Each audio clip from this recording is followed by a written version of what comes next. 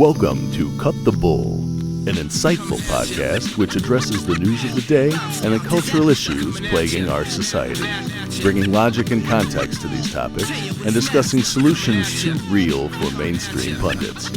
Now, here are your hosts, Charles Love and Wilfred Riley.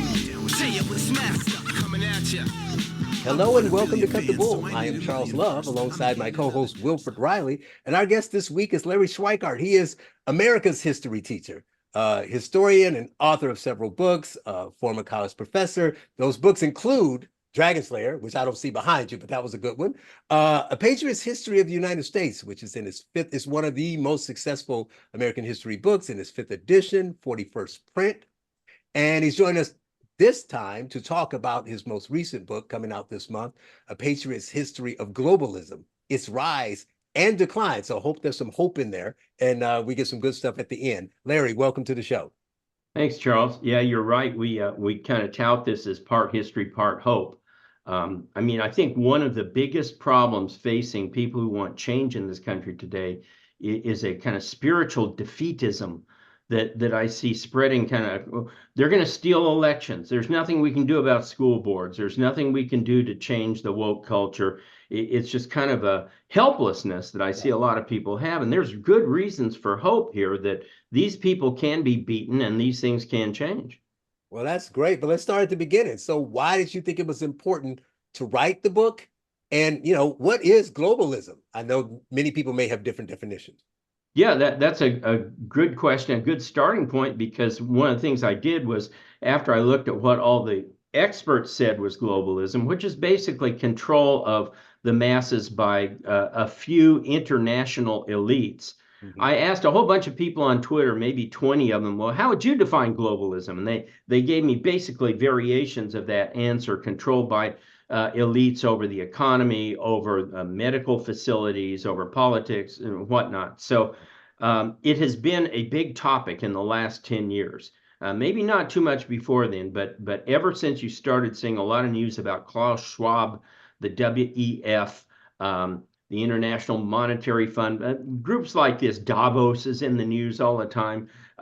People got interested in this, and I thought, let's see what history has to say about all this. So I went back to the Congress of Vienna in 1814, one of Henry Kissinger's favorite meetings, and so successful. What? It was so successful. Oh, he said, yeah, it's so successful. It put peace in Europe. And I'm going, wait a minute. We had 2 wars in the next 75 years. How's that successful? But anyway, and then I looked at militaristic imperialism, where basically it was imperialism where you're trying to install global control over Africa, Asia, Latin America by a few elites in Europe. Mm-hmm. Then we went to the Treaty of Versailles, which is really a globalism on steroids, where Woodrow Wilson goes over and with a few cronies there, literally redraws the map of Europe, moving millions of people without any discussion to them of, well, should we be doing this? Do you really want to be Poles, you Germans? Do you Czechs really want to be German? Yeah, it's crazy. Right. And then eventually we get into financial globalism with the Bretton Woods Agreement, International Monetary Fund, World Bank, and of course all of the trade agreements that are colloquially called the dev biz or the development biz.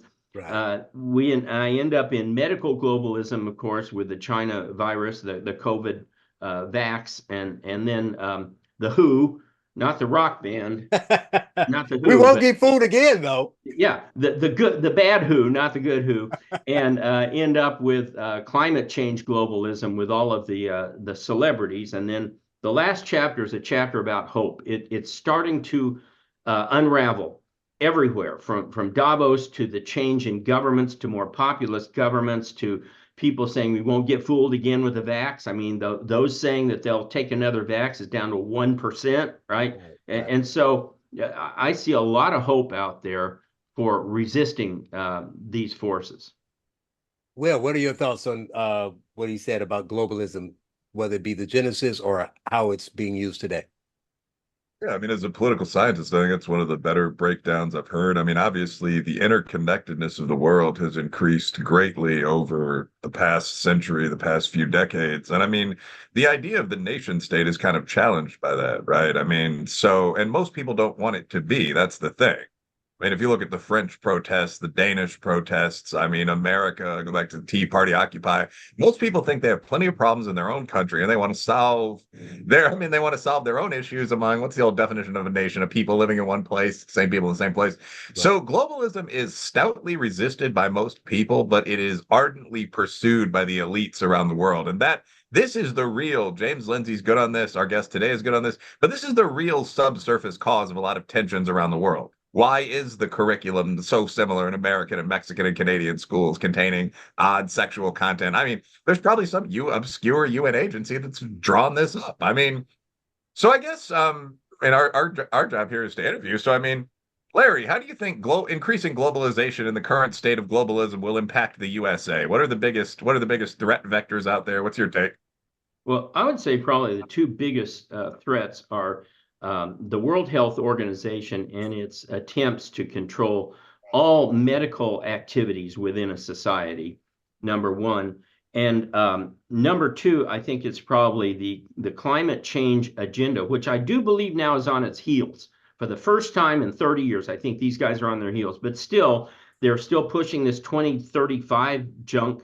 I read an analysis by a British engineer who calculated all of the costs involved in the 2050 goals that they had, and he concluded it would cost, for example, the United States all of its GNP, not its government budget, every penny made by the US for the next 23 years to meet the 2050 goals, which of course can't happen. So those are the two big ones. Some of the interconnectedness of the trade is beginning to unravel, as Bretton Woods has just naturally unraveled after World War II for a big reason. Americans are tired of spending money to protect everybody around the world, and we see this with the Houthis. Now, who are the Houthis? Houthis are the Houthis, but the Houthis and wanting to protect the sea lanes there right. in the Red Sea, and Americans are, as are French and Italians and everybody else, are saying, how is this in my interest that I put troops in Yemen, for example, as President Biden did the other day? Yeah, I like that. I mean, I got the historian and the political scientist here, so I have to ask. Will mention the disconnect between normal people and the elitists. So the elites are trying to do what you described as globalism, and most people, you poll them, they don't like that. Yet somehow those elites are able to convince many people, not the majority, but the ones who are vocal, that what they're doing is a good thing. So if it doesn't sound like it's a good thing, I guess at some point I'll play devil's advocate and say, well, don't we need this? And hear your response to that. Mm-hmm. But if people don't think it is, how are they so successful at convincing us to think that we do need, one education system across the world, one financial system, all the same medical rules, even though the climates are different and the people are different and all those kind of things? How do they convince people to go against what they really believe when polled? Well, I'm sure Will would agree with this, that one of the reasons the elites are so powerful is they have so much money. I mean, the top 1% of the people worldwide control something like 50% of the wealth. And I know you can fiddle with statistics. I dealt with this myself over the years. I understand. But nevertheless, with that much money, someone like a single person, like a Bill Gates, can dramatically influence what happens in Rwanda or Angola or someplace like that by inserting millions of dollars into a country that amounts to maybe a small part of their entire GNP. Right. They can buy advertising. They can, like Rupert Murdoch, can own Fox News and promote whatever globalist ideas he wants, open borders and so on. Mm-hmm. And so it's very hard to resist. But there is this major, major disconnect. And we see it not only in polls, but we just see it whether it's in school board meetings, we see it in popular protests. And as any time in history, the people ultimately have the power. It's just at what point in history do they recognize they have the power and begin to act on it? And we saw this last week in France, or in Brussels. That was amazing, where these farmers go in and they say, no, we're not leaving till you change the regulation, which they caved in and did the other day. But we'll see how long they they stay at it. I think they may need to keep those tractors parked there in Brussels for a year or two. Right, right. Anything you want to add, Will? I mean, so I think there's an interesting dynamic here. So what you find if you survey elites globally, I mean, like the 1% was the old line from Occupy and the Tea Party. That's the group you said has 50, 51, to whatever percent of the world's wealth. If you survey elites, they tend to think of themselves as world citizens. Mhm. That's a phrase that I've only heard unironically used on like the campuses of fairly elite colleges I was speaking at. Like my own University of Illinois was near the bottom of the tier of places where people would say some shit like that unironically, but Harvard, Yale, Claremont colleges. Right. The Africans actually have a term for this, Wabinzi. In the rising African countries, it means like tribe of the Mercedes. So like most people in Nigeria or something like that would be like Waigbo, which just means like black man of the Igbo tribe. It's like, okay, cool. They're no more or less racist about it than we are. But like a Wabinzi is someone who's forgotten his tribe, forgotten his village, forgotten his home city, the provincial capital, and moved to like Lagos or down the continent to Cape Town or maybe to London, and identifies himself with his, Mercedes and his wife, who's an equally, deracinated person from like Italy or Ireland. There's nothing wrong with any of this. But there's a very identifiable term that they have for the elite. And I think it's very funny and very descriptive. So you often get the Wabinzi, like the guy from Nigeria, the guy from Japan, the guy from Britain, and the guy from Scarsdale, who'll see each other at certain locations, perhaps Ibiza as young men, who view themselves as more members of one group than they view themselves as being linked to the people in the hinterlands in their own society. And the terms that you hear in Japan and Nigeria actually are grossly similar to the terms you hear here, where it's common to call Trump voters, toothless rubes and all this kind of thing. People will just post pictures from Trump rallies to like the comment section of the New York Times to make some kind of point, like these ordinary looking people are his voters. Why do people go along with this message from people who at some level perhaps dislike them and who are in a competitor social class? I think it's what you call the cool kids effect, sort of in high school. Like it's very difficult to challenge the ruling class because if you get successful enough at it, the ruling class can just offer you membership, first of all. Why don't you go out for the team this year? And secondarily, they tend to control the apparatuses that get out information. So like when you look at the media, last thing for me, but like the climate change agenda to me is crazy. I mean, the sort of things that are coming down, like all cars will have to have some electric component by 2025, they're insane. They're Stalin-esque regulations on businesses in a free country. The reason people are cool with that is that they legitimately think the world is going to end. If you talk to young people, you'll often hear things like, we only have 12 years. AOC has said this is a catch line in college environmental groups, like on the stand. So who's telling them that? Probably the group of people that have this agenda. Of course, we're not all going to die if temperatures rise 2 degrees. Right. Well, and the last chapter of my book, or the chapter on globalism, I quote maybe 15 or 20 of those people, and they all have different years, and they keep moving the years every year, another year or two out.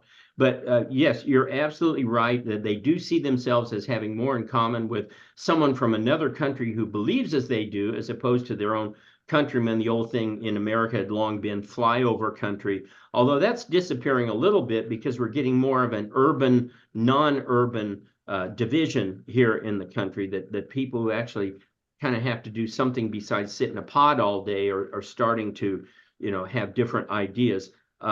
But yeah, it is hard to mobilize, and the apparatus is in the hands of the elite. However, again, some of the good news is that over the last 30 years, the media has begun breaking down. We had a great story about a week ago from Taylor Lorenz that said, "Oh, the media is failing; they're collapsing." I'm going, "Yay!" And that's the best news I've heard this week. So the other thing. Oh, go ahead, Will. One very quick comment there. Like a point that Larry's made about this, the agenda 2035, which used to be agenda 2028 and all this other bullshit. I mean, like, I do think that those of us on the right who tend to be kind of cynical businessmen do need to understand there are actually threats to the planet. You can't throw your trash directly into the Cuyahoga. We saw what that turns into, right? But these doomsday predictions, we've been hearing these for 50 years, and they've always been wrong. And that is some context that if you're an investor, military leader, anything like that, you need to take into account when you're looking at, a near future threat assessment here. Like the book, The Population Bomb, like we're going to overload the environment and we're going to overpopulate the planet. We're all going to die by 1980. That was Paul Ehrlich. It came out in 1968. Still the second best-selling book ever in the social sciences. Um, he was just wrong. I mean, his predictions were things like India is going to collapse. India is a nuclear power. They're maybe the eighth ranked country in the world. So when people are wrong at this level over and over again, there have been 9 peak oil predictions so far. You have to start looking at this and saying, okay, what makes us think that this time you're not just trying to panic us to get some kind of global agenda through. You're not just even trying to do something that might be good, a new environmental bill, but you actually fear destruction. And I haven't been convinced about that on climate change. I mean, there are companies that build seawalls. There are obvious ways we could respond to a 4-foot rise in sea level over 100 years. Well, and I talk about the Mayflower and the people arriving at Plymouth Rock. And when I give that lecture, I say, by the way, here's a picture of Plymouth Rock. It's still there. It's still there. Because the oceans know that it's an important national symbol. So the oceans keep their rise away from Plymouth Rock to preserve the national symbols, right? But, I'm totally with you. And I think there's a big difference between being concerned about obvious threats to the environment. We remember when it's in The Reckoning by David Halberstam that Ford Motor Company at the Rouge River plant would throw so many spare parts into the rivers. There were rivers in Ohio where you could literally walk across the river on the discarded parts of autos. That's outrageous. That should never happen. But Sounds that's a pretty whole cool, lot though. different than saying that somebody driving a car is going to cause the Earth's temperature to rise 4 or 5 degrees when you look up and see a solar flare that by itself will change the world's temperature somewhat, right?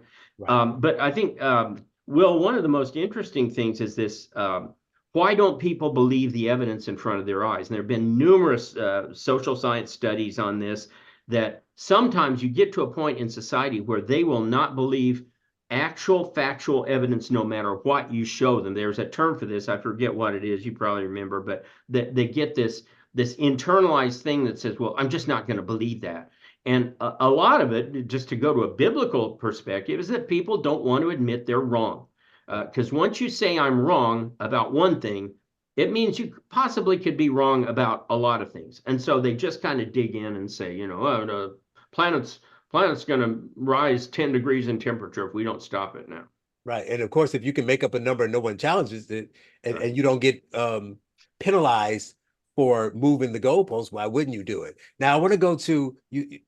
When you break this down, you talk about why all of these different attempts from militaristic to diplomatic, all these ways, why they all failed. And I'll give you a chance to explain why in a minute. But Will, I want to go to you first and say, maybe this may be part of Larry's explanation as to why they failed. But one thing I find interesting, a reason that they could possibly fail, is that we talked about the two groups.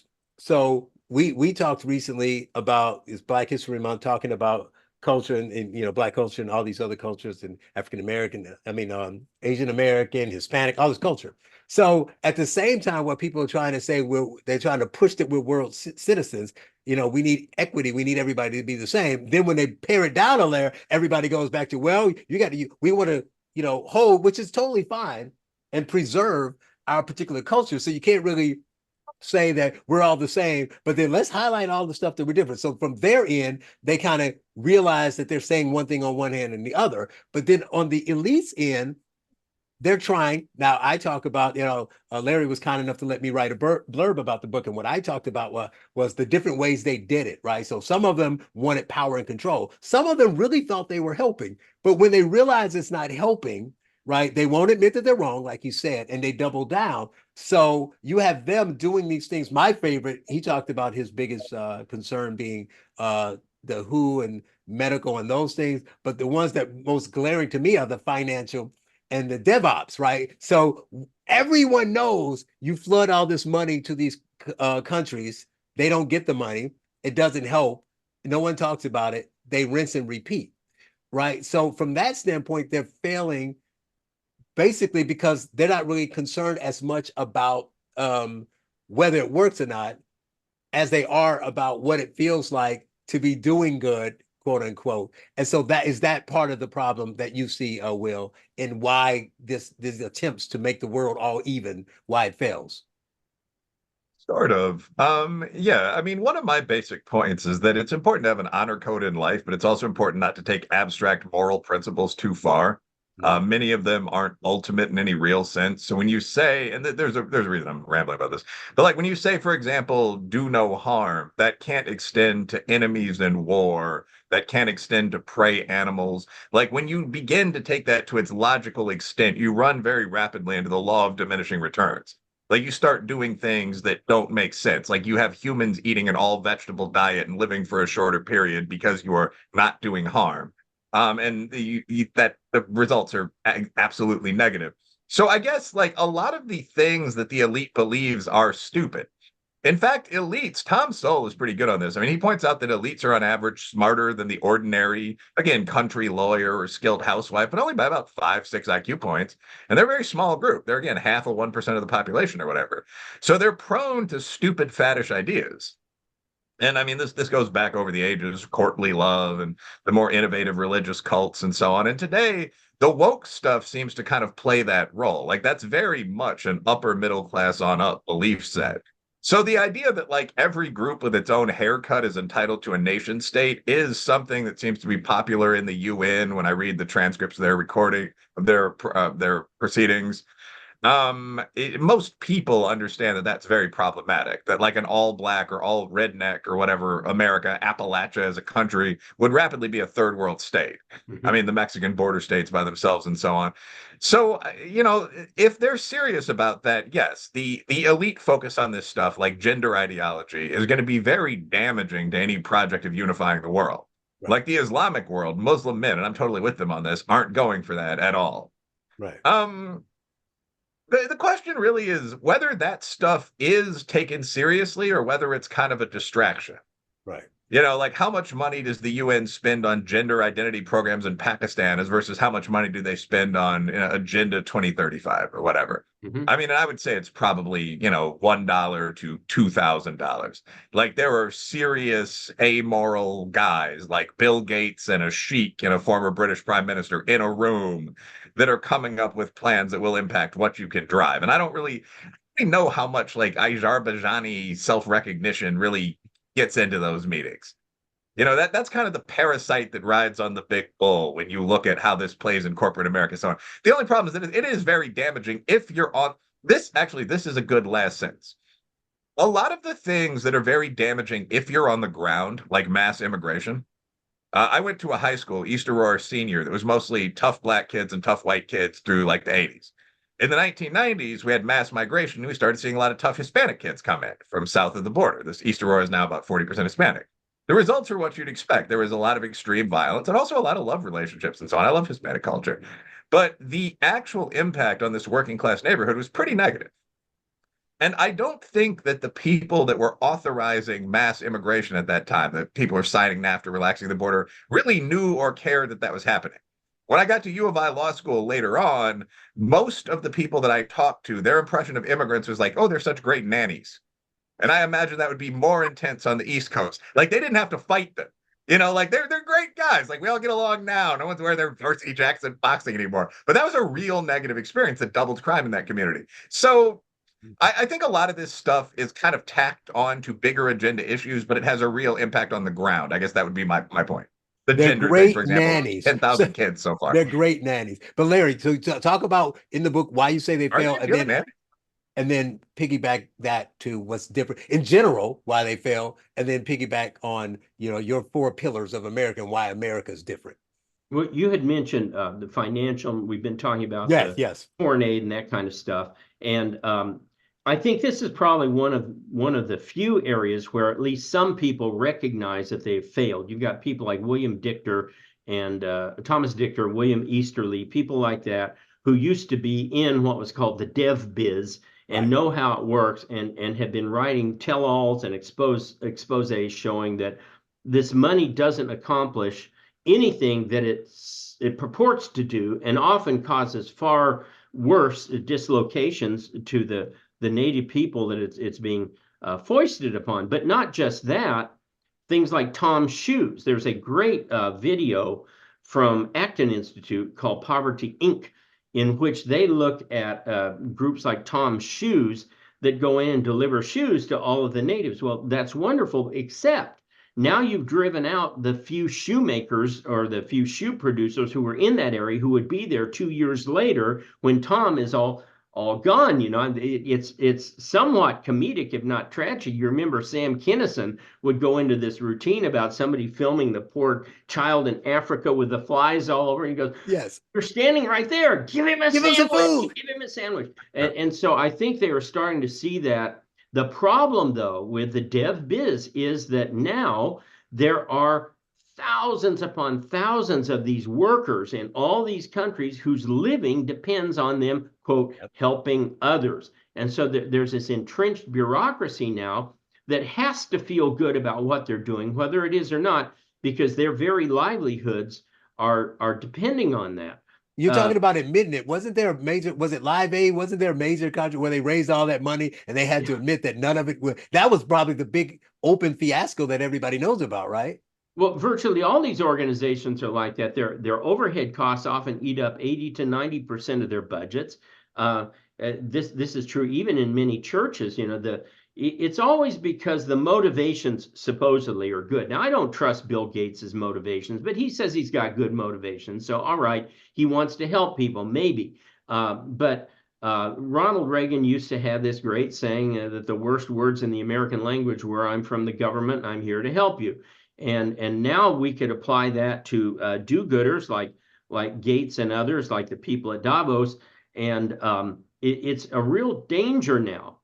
Again, I think people are seeing through it, but what Will mentioned is exactly right. There's different ideas about, if you're living in Beverly Hills and the only interaction you have with illegal aliens is your landscapers, that's one view. But if you're living on the border, as I am here in Arizona, and you see what's happening to society, to the schools and so forth, that's a totally different view. Right, right. And then you were going to talk about why their attempts don't work and the differences between the countries and the people, and point out the 4 pillars from your other book that's really important about what makes America unique. Sure. The reason they don't work is they never really ask the people what they want. They act from top down. And the 4 pillars of American exceptionalism, pillar number 1 is a Christian, mostly Protestant religious tradition. And the reason that's important is because it's bottom-up church governance. It doesn't have anything to do with theology. It has to do with how you run your churches. Right. And the second one is common law, which is bottom-up political governance. And almost all of these countries and almost all of the elites don't believe in either of those things. They're notoriously anti-religious, and they don't believe in common law. Very few of them have come from a country that has common law. If they're from Europe, none of them have common law. If they're from the colonies, former colonies, none of them have common law. People wondered why the vax people, the administrators, were so tyrannical in Canada and Australia. And the words I would constantly hear is, aren't they democracies?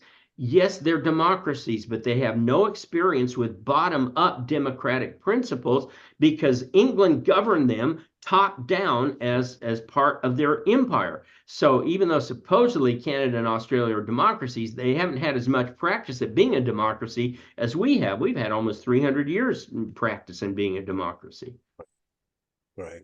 One thing I wanted to say, Will, I don't know if you remember this, but Will wrote a piece, I don't remember who it was for, about American exceptionalism. And then they asked several other people to comment on his piece and write a piece about whether they agree or disagree. And so I wrote a piece about America's greatness and in reply to Will's piece. And what I wanted to do was say something that most people don't do, because every time you talk about America, especially on the right, they make the mistake. It's not that they're wrong. America's great because of the Constitution and the founders did this, and because of all these other political things, which are true. And I said, some of it's just dumb luck. So I talked about the geography. Yes. And I laughed because there's interesting things in Larry's book that you'll learn. Like he talks about Napoleon. So there's a deep dive in that whole thing of trying to oust him, but can we kill him and make him martyr? What you should do about that. And when he talks about this, he goes into detail about what the actions did for DevOps, what they did in the medical area. And I thought about this piece because you wrote about that. And I said, well, some of America's greatness is just simply, I don't know, we got 20% of the fresh water, right? There's a difference between our rivers like the Nile and Amazon are long rivers, but they're not navigable. They're not the same. So I wrote this a couple of years ago, and you put that stuff in the book, and I'm like, that's exactly it. So in addition to the four pillars, the private property, and you talk about those four pillars from the standpoint that no country, no other country were founded on them because they were older, right? And Right. then that no country today has all four. So Right. you have that. You mentioned two. I don't think you finished the other two. So the other two were The private other two are property with private written titles and property, deeds. written titles and deeds, and Yep. that's very important because there's a lot of places in Africa where they have private property. They don't have a system of written titles and deeds. And then the last one is free market economy. Yeah, that we used to But have. yeah, but when you got absolutely on the geography, and this is a point that where I kind of differ with Peter Zeihan, who goes into this really well about the geographical advantages that America has. I mean, his big point is that there's probably a collapse coming, but America is going to be the least affected by the collapse of almost any country because of all these natural advantages, the navigable rivers, the dynamic, incredibly big consumer market, all this kind of stuff. And that's absolutely right. But I would say that one of the reasons America has that and was able to take advantage of all this were the four pillars that we had people who were set and able to develop steam engines and use them on the waterways, or to develop the McCormick Reaper, or to build railroads without government support, as James J. Hill did it. And so as a result, yeah, we have all these advantages, but they would not mean much if we didn't have a religious and political and economic structure that allowed us to take advantage of those advantages. Right. Will, what do you think about that? How we have, those advantages in the thing. Like one great example would be Russia being such a large country, but they don't have lots of ports, right? So they don't have a lot of points of entry where you can bring stuff when you talk about trade and commerce. I think that this is almost a bit of a different topic than globalization, but why did some countries rise to dominance in the current international regime? Yeah, I mean, some of it, like I'm not a total rejecter of the great man theory of history. I mean, some of that is the founding fathers. I mean, we had some of the greatest geniuses of all time gathered together, and some of two, I mean, Washington, Philadelphia, and some, I mean, of Boston, of the maybe 100 cities in the world at the time, and they wrote the Constitution. You had Washington, Jefferson, Franklin, Governor Morris. I mean, just scrolling down through the actual list in the document is an impressive reminder of who started the country. But yeah, the basic point is that those boys couldn't have done this in Somalia. Yeah. I mean, if you look at the leading nations in the world, they're all, even countries that are incredibly incompetently governed, such as Egypt. I mean, they have 3,000 years of history. They've got the Nile River. Like, they're not going to screw up that badly. They'll be there in another 1,000 years, you know? But the major nations, China with the Yangtze, the Yellow River, and the greatest rice growing region in the world. I mean, a fantastic coast. Japan as a enemy / rival offshore to compete with. The USA. I mean, the USA is a continent. I mean, so the New World nations like America and Brazil, I mean, were ripped out of the New World, like this whole new area that was discovered when Europeans came over here and, fought some of the bravest warriors ever, but people that were using stone-tipped arrows. So, I mean, blacks and Hispanics aren't from here either, took it, basically. So, I mean, the Brits got Canada, which is that great taiga, that boreal forest up there. It's a beautiful country, but it's too cold to live in. We got the central portion of the country, and the Spaniards, the Mexicans, got the bottom third, which is again nice land, some jungle, but a lot of it's desert. We also took the top half from them because they started it when we won the war. Right. So the old Mexican joke is the USA stole half of our country, and they stole the half with all the paved roads. So we wound up with just the most productive of the 3 chunks of land ripped from this continent by conquerors. And that obviously is a major predictive reason for American glory. You can't just say, well, it's the idea of democracy. Ethiopia is a, surprisingly well-governed, fairly high IQ, democratic state. It's in the desert and their neighbor Somalia. I mean, Will, it's funny that I taught my next door office mate was taught Mexican history, and the phrase he always used was Mexico, so far from God, so close to the United States. But I will push back on this. When the English colonists started, if you had looked at a map of North America, Central America at that time, Spain had all of this stuff all the way up into California. France had all of Canada down into the top part of the Mississippi River. And the English colonists were on these two little narrow strips of malarial swamp and rocky land along the ocean. And I would say to my students, which of these three would you just kind of naturally think was going to win this conflict? And it would be anybody but the English. But the English colonists won it for a lot of reasons, because of private property, the written titles and deeds that went out to ordinary people, which the Spanish did not have in Mexico, and which the French refused to give out in Canada because they didn't want to interrupt their trade relations with the Indians.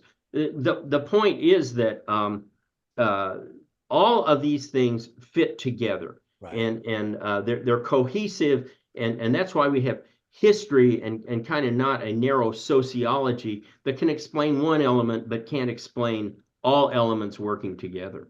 Right, I get that. Quite right. Go ahead, Will.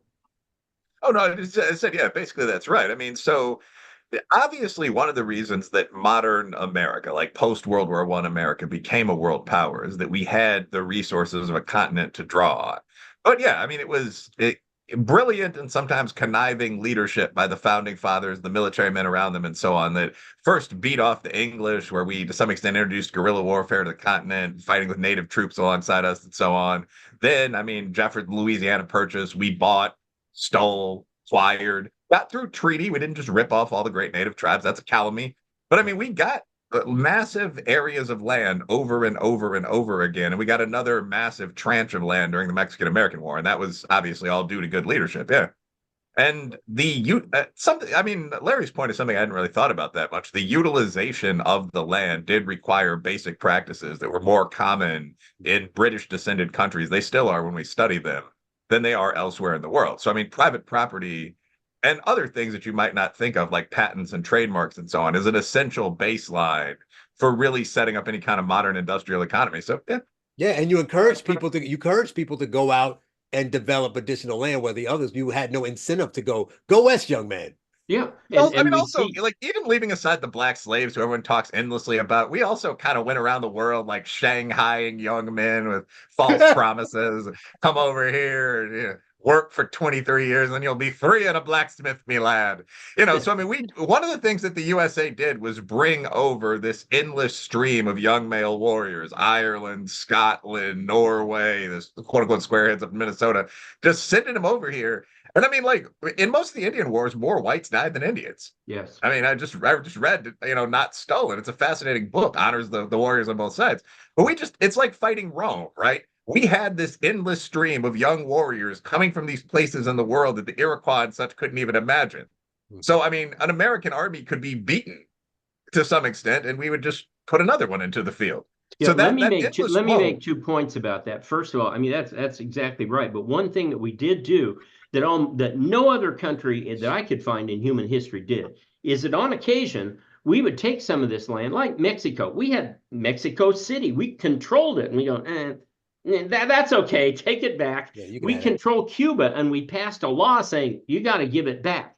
So we didn't always maintain these big far-flung empires that drained off your military, that drained off your resources. Instead, we said, no, that's too much for us to govern. We're happy to have you take this land back. And then amazingly, and I can't find this anywhere else in human history, we'd win a war and then we'd say to the Mexicans, okay, here's $15 million because we won the war. We're sorry, but here's some money for you. But the other aspect that I wanted to get to, it goes to the patents and stuff that you were talking about. And that kind of comes up to the last chapter of the globalism book. And that is this loss of trust. This loss of trust across the board in the elites, in the medical profession, in the legal profession, because we see a two-tiered system of justice, in the education system. Across the board, and you can see it in any poll you want, there's a massive loss of trust by the public in all of these institutions, the church. And what I find most interesting is in the area of research and patents. There have been studies showing that recently the studies that are being undertaken in funded research are getting smaller and smaller and smaller, of less import, that you're not getting the Teslas or the Einsteins or the people like that. You're getting people making these very minute, maybe important, maybe not quote, discoveries. And the reason for it, according to the research I've seen, is they're afraid to take the risk. That they don't want to risk being called out by others or criticized or lose their funding. So rather than take on something that might actually be important but could turn out to be wrong, they say, I'm going to stick with something that's safe. And so our level of innovation, our level of invention has been shrinking dramatically as I think the loss in trust in all aspects of society has advanced. Well, that's a great place to end it. We got a couple minutes here. You talk about the loss of trust. And a lot of the things, it seems hopeless. So I don't know. I mean, you're going to close out by giving us your last chapter and talking about hope, because I see some little things pop up, but I don't know what gives you hope that we can turn all of this around, because it's a concerted effort. Well, first of all, the populist movements around the world are on the advance everywhere. Hungary, Estonia, Slovakia, 7 other European parliaments moved far more populist in the last 2 or 3 weeks. Argentina, where Javier Milei went to Davos and ripped those people a new one, right? Yep. But what's even more important is who didn't go to Davos. You didn't see Biden. You didn't see the Prime Minister of England, Prime Minister of Italy, Prime Minister of France. You saw the second-tier people, which also indicates that these people are losing their grip. Second, you can start to see that they're getting more desperate, and they're starting to, well, you can trust us. I think Davos's big, phrase this year was restoring trust, or something, right? Restoring trust to you guys. You see it in the vax. They rolled out a new vax, and only 1% of Americans said, no, I'm going to take that. No, 99% said, heck no, fool me once, fine, but you're not going to fool me a second time. You see it in the law. The Supreme Court decisions and the appellate court decisions, the Fifth Circuit Jarkizi case against the SEC, West Virginia versus the EPA. There have been a couple of others that I mentioned in the book, and people are pretty assured that, led by Justice Gorsuch, they're going to overturn the Chevron doctrine here coming up in the next year. All of this is a massive assault on the entrenched bureaucracy and deep state and globalist influences within America. So I see tremendous hope on the horizon all across the board, really. Well, let's hope you are right. He is Larry Schweikart, historian and author of the new book, A Patriot's History of Globalism, Its Rise and Decline. Larry, thank you for joining us. Thank you, Charles. Thank you, Will.